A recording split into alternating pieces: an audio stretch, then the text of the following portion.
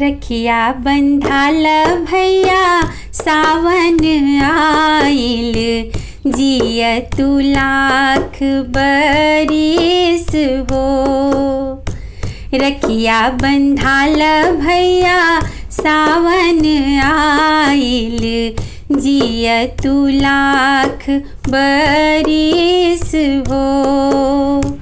तोहरा के लागी भैया हमरी उमिरिया, बहिनी त देली आशीष हो।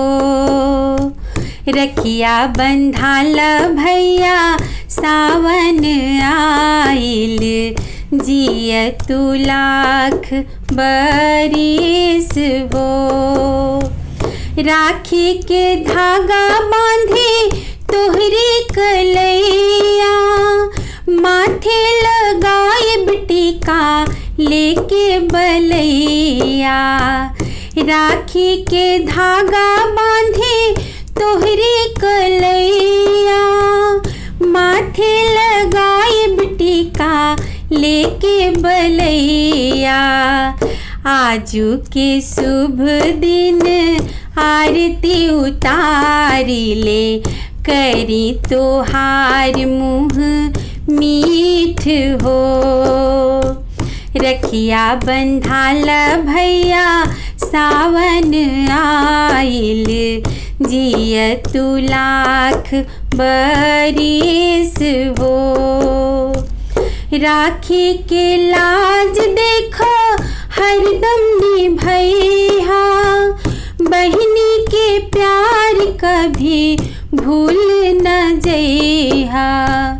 राखी के लाज देखो हरदम निभैया, बहिनी के लाज कभी भूल न जइहा। ऐसन न होखे कहीं अखियाँ निहारे, जाए सावन रुत बीत हो। रखिया बंधाल भैया सावन आइल, जिया तू लाख बरिस हो।